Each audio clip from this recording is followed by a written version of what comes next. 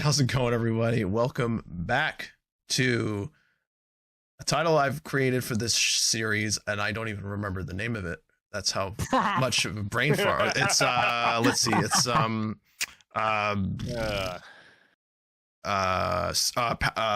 what is it? We were just talking about it. What is it? Yeah. Well, it was a power circuit. Power circuit chats. And that I did not plan to say it like this. I literally, if you know anything about me, I forget things like that. Snap of my fingers. So yes.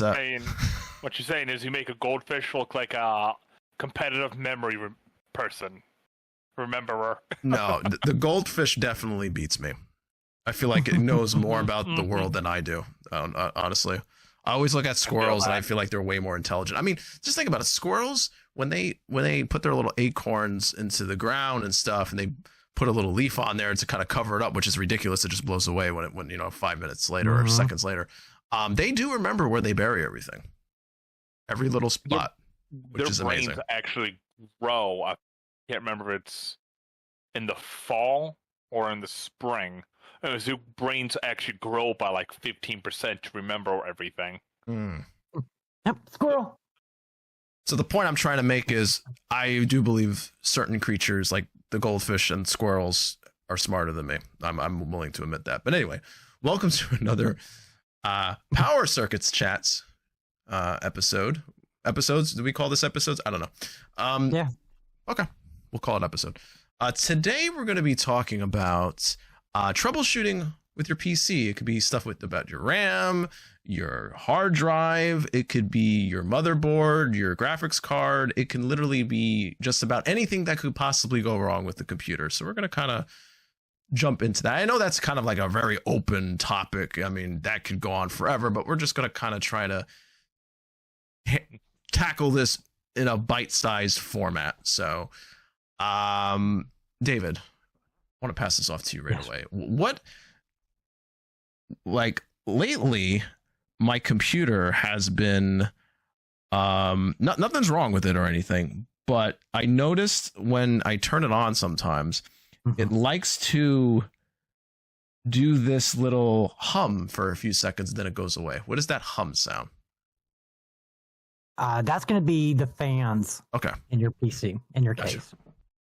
I figured as much. It's going to spin them up, and part of the whole testing system. Because one of the things we're going to talk about today is BIOSes. And they do, it's like that little chip on that motherboard has to go through and test a lot of the components before it will allow you to actually boot into Windows. So it is a controller chip. It tells the system how memory works, how the processor works, the bus, and everything else. And Windows tags into the BIOS to find out, okay, well, I need to send this file over to my D drive. Well, it has to know how to do that. And that's what the BIOS function really is. It helps translate hardware into software to be able to be understood. Okay. It actually stands for Basic Input-Output System. Nowadays, most common is your UEFI, which is something like Unified Extensible Firmware Interface, which stacks on top of BIOS. It used to be just a blue screen with a bunch of stuff you couldn't use a keyboard to get through. Now you can click on modern ones and all that. But I've got my own whole tale of woe as of recent events. I don't know a lot about BIOS, but I do know this. Remember when you guys were trying to help me when my OBS was, or just a computer in general, was just randomly crashing, and sometimes crashing very frequently and quite often, especially when I went into OBS and Discord, or even sometimes even running the browser. I'm talking to others and like, well, that's not normal. It shouldn't be doing that. And then we did check all the updates and all this other stuff, but for some reason, I didn't check the BIOS updates for the computer, and there was one there that was sitting there for like a couple months at least, that was been just sitting there waiting to be installed and prepared. And I'm like, oh, that's probably it. So I updated it, and it's been fine since. So that was the problem. So full disclaimer: don't overlook that. Do not update the BIOS unless you have a good reason to. Yeah, if that was a good reason though.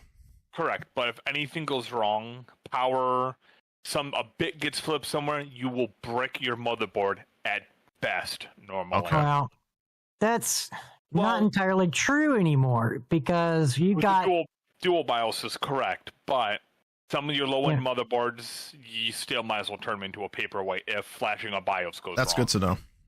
It's a dangerous process and that's all in the customizable, you're building your own PC, world. So, but for those like you, Mike, where you have an Alienware, it is a pre-built system, and this is going to apply to everybody. It's like a lot of Power PC people, Dell, HP, Lenovo. They're all using kind of it's referred to as the virtual BIOS. Mm-hmm. It's just kind of like a little chip that sits on the motherboard, and all it does is it's going to make a few calls right at first, usually to test the memory. And it will load, and then from the chip, it will load itself into memory, and it will run directly from your RAM sticks. It's faster and more efficient that way. It's funny. According to manufacturers. It's funny you mentioned that. I just had a fight with that. It's a great segue to this. Recently, my PC went, as we know, and I learned the olden my condolences. days. Yeah. It's back and working now, as we can tell. But I thought it was a CPU. Go ahead. Just like I will finish my thought here. And then we'll get into your experience. But for the pre-built and the name brands and everything, you do want to keep up with your BIOS updates, so that they will only push them out maybe 3 or 4 times a year. And it's like Alienware, they're very known for updating almost even once a month. So unless you are experiencing a problem with your PC, you want to make sure those updates are done. So if everything is working fine and there's absolutely no sign of anything weird going on, just leave it alone, even if there's an update, is what you're trying to say. No. Well, for Alienware and all the pre-builts, do the updates. But for custom-built systems, because mine is a custom-built. I know Alex's is custom-built. In those situations, no, I wouldn't recommend doing or keeping up with the more update. of a risk. Okay. Yeah, because these are, we bought these motherboards. They weren't paired or built into a system. So if you come across a BIOS version that is working that you don't really need to update, then don't update. But for box pre-builts, do the update. It's not like gaming consoles where there are some updates you can just completely avoid, but eventually there's going to be that update where it's like you can't connect to the internet unless you make this update. You don't have a choice. But with PC, you have more of a choice. What you want. PlayStation, that's very true. Yes. If you don't do the update with PlayStation, they cut you off and you can't connect to the internet. So you can continue playing your game, but internet, the store, online play, no, you got to do the update. So I know Alex, he initially thought that his computer crashed and it just shut off. And we initially thought it was the CPU. As the only signs of life were on power on, fans would speed up, as is standard in post, which is the power on self-test. However, it never cycled over to the next one where the CPU takes over, starts processing everything, and it ramps the fan spec down to an appropriate level, which is normally somewhere in there. Your BIOS starts fully processing. You'll see your logo of your whatever pop up, like mine pops up Gigabyte because that's my motherboard. You could see an Alienware pop up if that's your brand, etc. Well, mine never got that far. It stopped during that segment. It was stopping before it got to the memory post. So, the BIOS testing, the system was failing, and we initially thought it was the CPU. Given that I could physically take out the CPU, I physically removed the CPU to test this, and the exact same symptoms. Exactly. See, the way really quick, what I was taught was power supply, motherboard, CPU, memory. That's the order a post would normally go, is what I was taught years ago.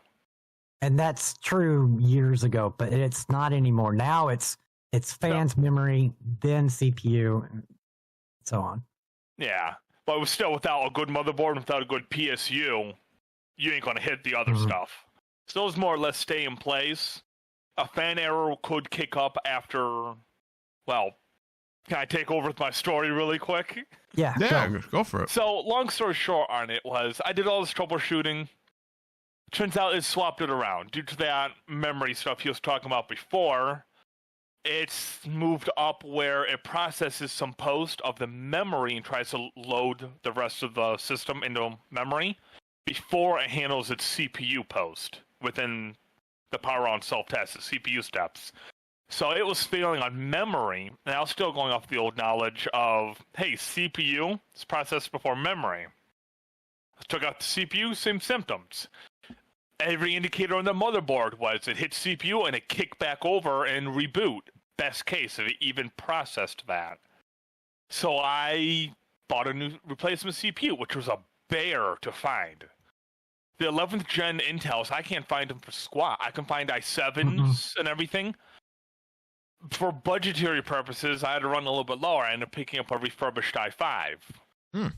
And, well, after some fussing, when that didn't work, ripped out my GPU, my M.2 drive, all my SATA.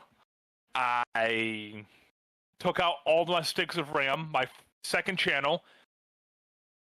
Tried both CPUs with the cooler. Same problem. Related note, turns out you can run an i5 for about 3 minutes before it shuts off for heat with no cooler on it. Also, don't touch it, you will burn your fingerprint off. I learned that the hard way today. I literally am missing my fingerprint. Computers do get hot, Alex. Yeah. They do. Great times. I've touched the inside of one. It's not very comfortable, no. It's freaking hot as hell. They're actually near perfect heaters. They take the energy, and what they don't turn into the kinetic energy for fans, almost all comes out radiated as heat. It's almost 1-to-1 ratio. It's actually pretty impressive. But anyways.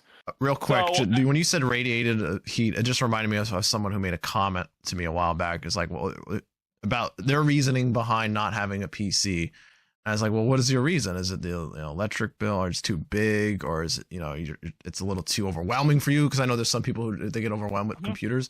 No, they think all of that heat that comes out in the back of the machine is radiation.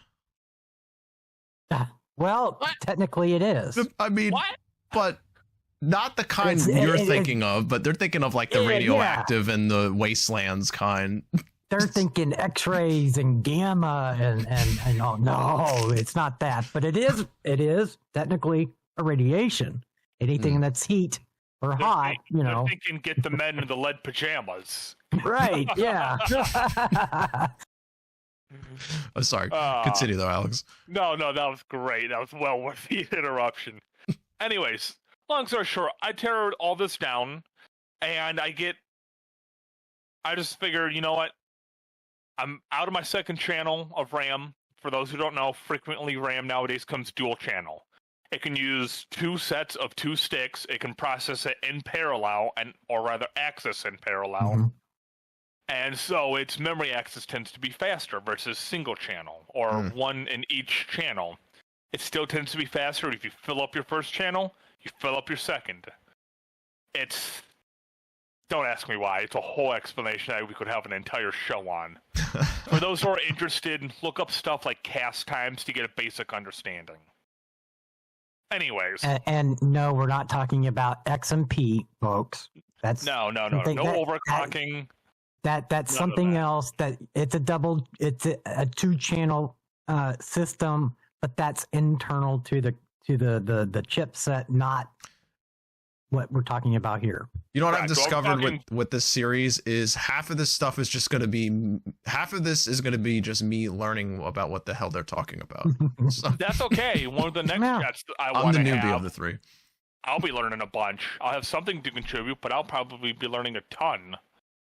Anyways, so I have my last channel on 2 sticks of RAM. I take one out. Hold on the cooler onto the CPU by hand. I'm holding this liquid down on by hand just for testing. And suddenly it works. Oh. So I look down. I look at the CPU I have next to me, and it's the one I just bought, which means my old CPU is fine. And so I start losing my mind. Start swearing up a storm. How much was the new? If you don't mind me asking, how much was the new? About $150. Oh, okay, that's not bad. I'm gonna process a return on it. It's fine. Someone else could use it, put it to much better use than me. And I've got an i7 11700K, something like 11.7, yeah. Yeah, because the 11th gen was really popular because it wasn't locked for the most part, and Bitcoin miners. Oh, it was huge with the miners. I am not a miner, full disclaimer. I'm also looking down at a candy cane I got for Christmas.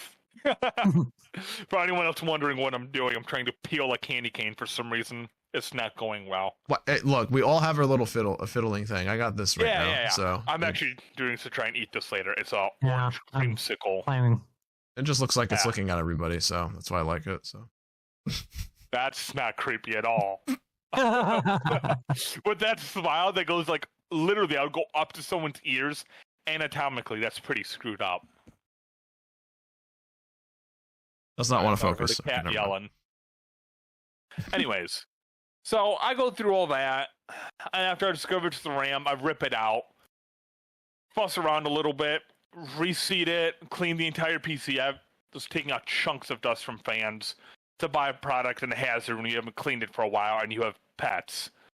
It will gum up in the fans pretty rough, especially with Francis, as anyone who's seen him knows, he's a long-haired German Shepherd.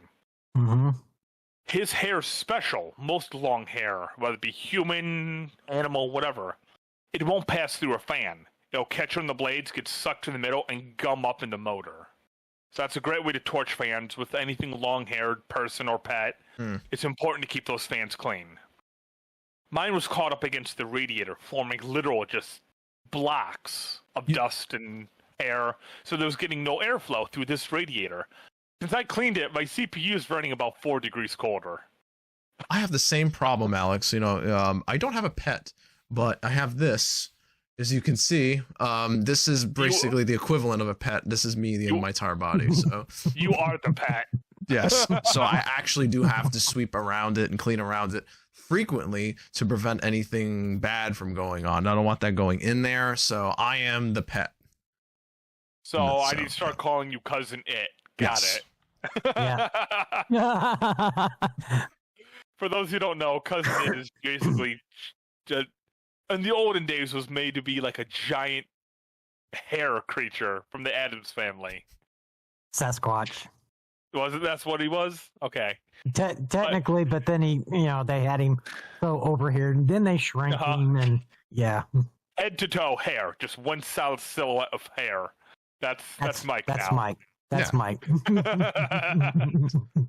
Anyway, so I go fix all that.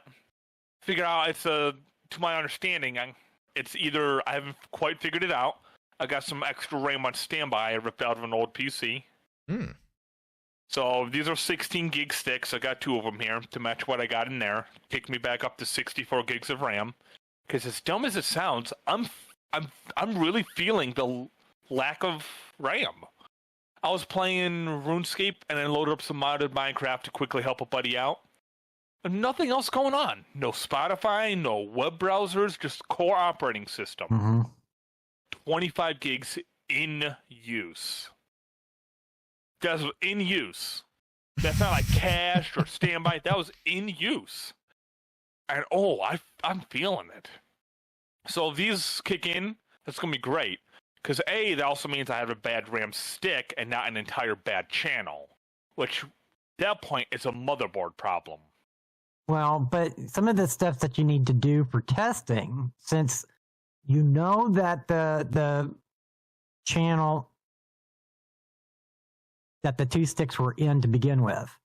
Correct. It's my secondary channel on my motherboard. Well, you start off by putting your sticks back into 2 and 4, the primary first channel. That's not actually my primary channel on this motherboard. I looked at the schematics. I looked at it. It's not anymore, and it's even printed on the board. Mine is 1 and 4. It's the weirdest thing I've ever seen. That's weird. Definitely non-standard. But I looked into why they did it, and I'll explain in a little bit. It's actually interesting. They separate off an entire separate set of M.2, and they throw through that in line. That's right. Uh-huh. So they threw it in line with the secondary channel. So if you're not using that channel, it can still tap it, and they have a M.2 drive sitting on this board for it. Yeah. Anyways, so I did try reseating it, swapping around the channels and all that. I think it's a bad stick and not the RAM channels right now, but the absolute definitive test is I have 2 known good RAM sticks here. If I put them into those channel and synchronize everything up, which I'll explain in a second, and it doesn't go, I believe I'll have at least one bad RAM slot at that point. And how easy is that to swap out to replace? RAM is one of the easiest things to replace. No, I don't mean the RAM. Board. You said the slot was messed up. I mean the slot. Oh, you can't. It's by a new motherboard. Okay, that's what I was asking. Okay, gotcha. The motherboards, the RAM slots are what hooks in the motherboard. It's got all the traces soldered to it. This is the part you plug the RAM into. So if that goes, it's a damaged motherboard component. And if you're super high level with soldering, you might be able to get away with it. But that gets into the whole problem. It's like if it's a problem with one of the channels on your motherboard, it's not necessarily the slot where you're putting you're plugging your memory card in. Correct. It's it could be it's the controller chip. Or anywhere on the trace for it from beginning to end. So it can exceed the chip. It can exceed. It's most of the motherboard nowadays. Actually, RAM shares a lot of high density traces. So while the traces you see on top could be RAM, directly underneath it on the next layer could be a GPU PCIe trace. Underneath that could be another trace to your whatever chip. Like I actually have my motherboard has a slot on it for TPM 2.0. So I actually bought an extra add-on card for 2.0 because my motherboard didn't naturally have it on board. If anyone's wondering what I'm doing, I reached offhand to pet Doggo Boy because he just came over and sat next to me. Promise it's nothing weird despite the motion. Yeah, that could look like something else from someone else. Yeah. He's just getting pets. It's Alex going on about he needs more RAM. And you know what? I'm perfectly fine. No, not really. I'm just joking. 4 gigabytes of RAM in this old laptop. Hey, you do a Linux operating system that's just fine nowadays. It's fine for basic stuff, and that's all I use it for now. Like web literally browsing, basic stuff. Yeah. Like web browsing will be pushing it. This is Photoshop and web browsing. That's it. That's all I do on here. Photoshop for 4 gigs of RAM. Basic. It works. So what I'm hearing is you get Photoshopping. Basic, very basic. 1 frame per decade. Got it. It is an old, to be fair, it is an old Photoshop from like the mid 2000s or late 2000s. So that's why it handles it fine. If it was a new Photoshop, no. Yeah, a Raspberry Pi has more RAM than that nowadays. Oh, I know. I am absolutely aware of that. Yes. And frankly, it may even have more processing power than that nowadays. You're probably right. No, this is literally just I mess around with it here and there. So what I did, once I figured all that out, I've got my next troubleshooting steps put together with this set of RAM. That thing just followed me. I actually did something interesting today.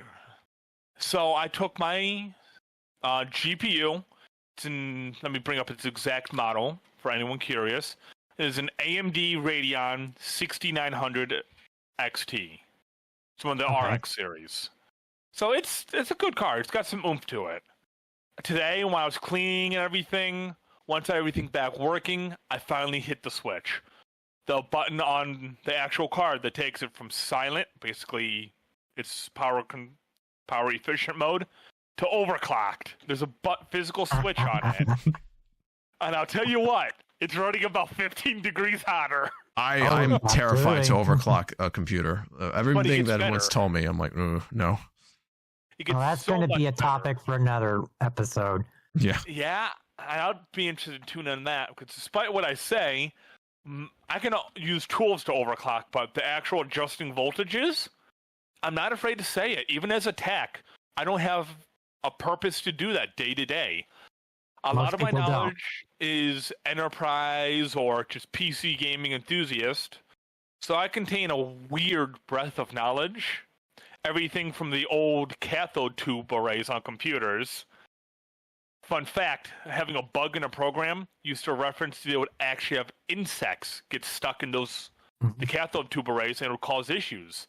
So the phrase, there's a bug in the program, it was literal bugs. A bug in the bug. They love the heat. That's why they go in there. That's why every gaming console has it sometimes. Ants are attracted to the electromagnetic fields and the heat. It's very common. But anyways, so I clicked over that switch on the GPU today finally, and while under load it runs hotter, it's actually, unless I'm pressing it at 70% or higher, it's running colder. It's running cooler by about 2 degrees. And that's not counting in the cleaning I did. This is because it's keeping the fans on at least low all the way through instead of turning them off where I can. So it's actually running colder and maybe even more efficient, power efficient to a degree, by having overclocked, because it kicks over a whole different setting in it, which is interesting, you know?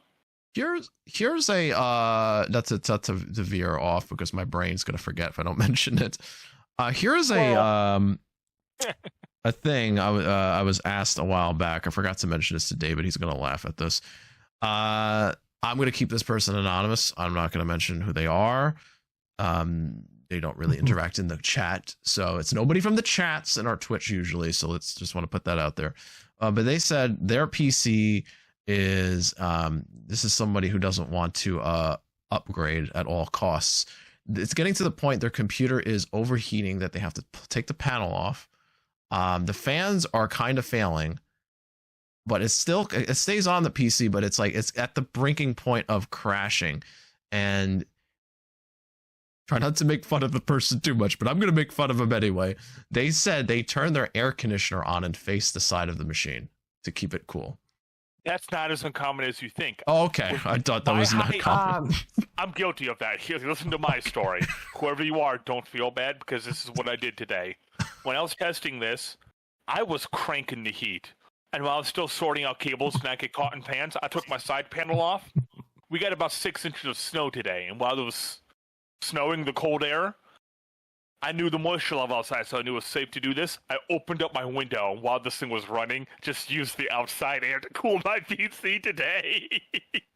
And Michael, he was trying to convince me into building a custom side panel to cut 2 holes in, for one for exhaust and one for, to connect up to his AC. No. So, yeah. Look, for anyone else who has that idea, that's a very bad idea. Here's why: you will corrode the ever-loving You'll get moist hell. inside there. Yeah. Not just that. Not just that. So the air temperature differential there will also it'll decrease your actual efficiency of cooling in your case, and B, any of the moisture, one way or the other, because the way it's going to be feeding through the case, will corrode the ever-loving hell out of your components. We're not talking about, whatever. It will actually corrode them. And on top of that, one of the reasons you don't use a vacuum inside of a computer to clean it is it will charge the air with a small amount of static. And you will just basically vaporize your computer. I use a vacuum in mine all the time. Yours might be a special anti-static vacuum. However, your normal, it's a shop vac. A lot of those actually are anti-static. What about a dust buster? What if you just stick a dust buster in there? You might as well go out and just throw it in. I don't know. I wanted to say pee on it, but somebody needs to cut that sentence. Well, that's pretty bad, Mike. Your friend, it's not unique. No, we hear these stories all the time from all walks of life. So what I would suggest to them, honestly, clean the PC with that, and if you can get away with replacing 2 fans, replace your CPU fan, replace the fan that on the back towards the CPU that most people have configured to push out from the case. Okay. If you can do that, that will greatly help. It creates a negative pressure, so even if in the front isn't working, it'll still try to pull some air in with the negative pressure. And your CPU, you have to keep cool, as I learned today by burning my fingerprint off. Here's the issue I have with that. Yep. Here's the issue I have with the air conditioner trick. If it is I can't afford to get, the fans right now, right? Correct. I don't know how much does give me a ballpark average of a typical PC fan replacement. What is it?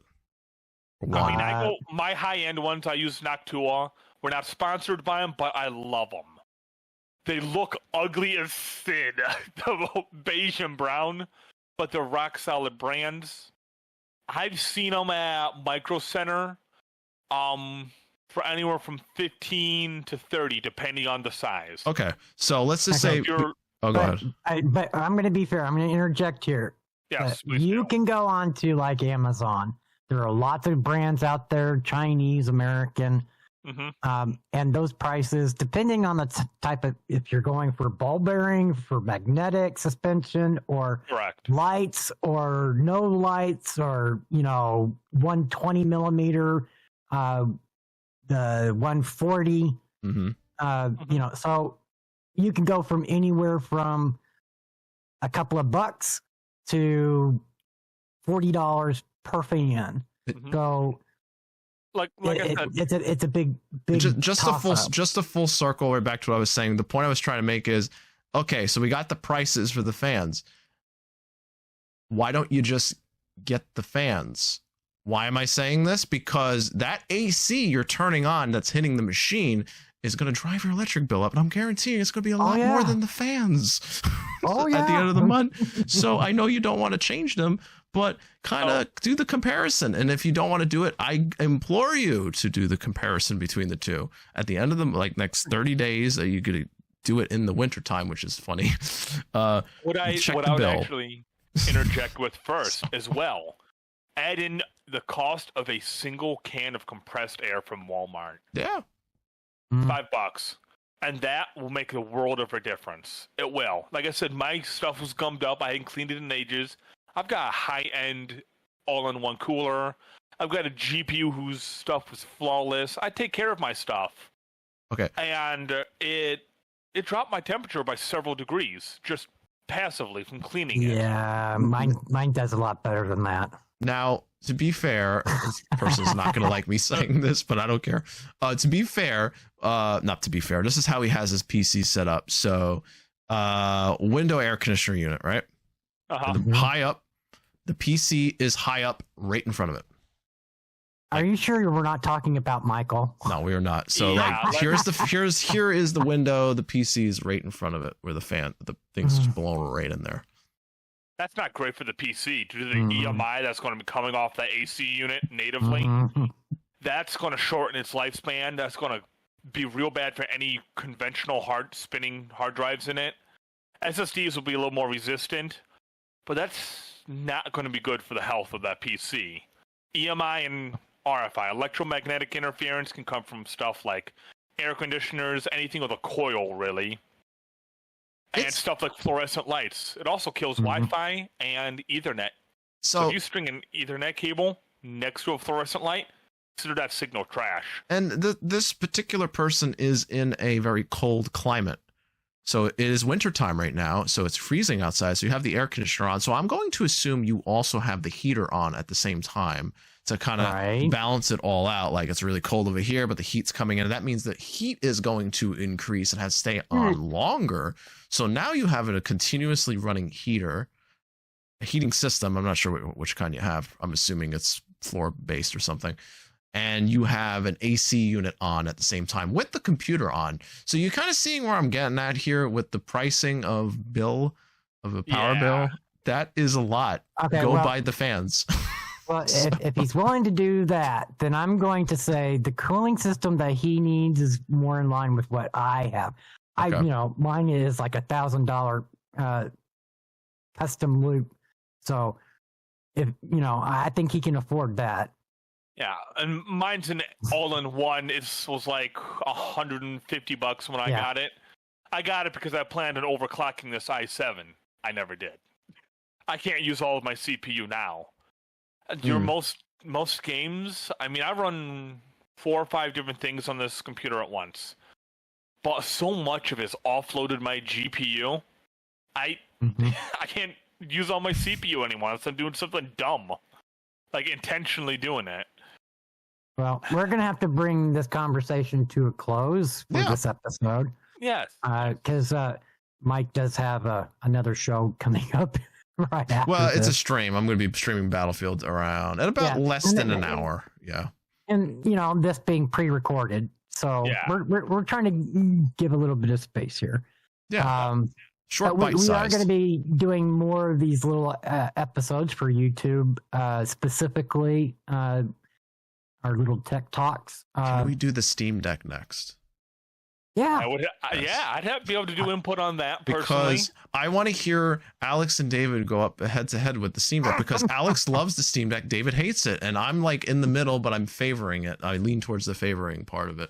I would love to hear that. So. We'll have to put one rule in place. We can't consider the underlying operating system as a fault, positive or negative. Oh, no. I don't agree to that.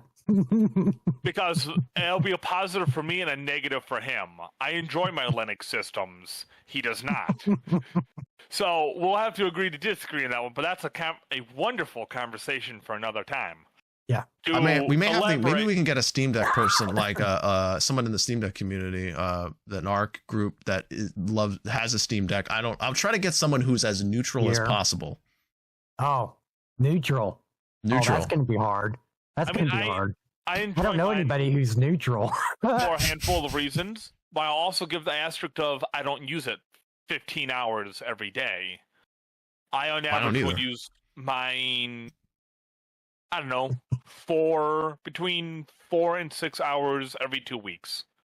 That's my average use for it. So I would probably be towards the lower end of usage on it, but I do a very, very wide range of stuff on it. I'd say lately it's been 7 to 8 hours a week for me on the Steam Deck. Yeah.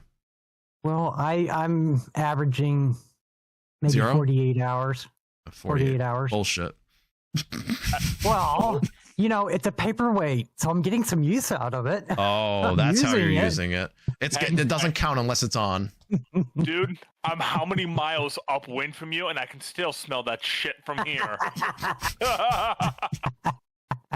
And on that note, we are going to go for now. Good night. But we will see you guys next time. Have a great one. Bye. See you later. Bye.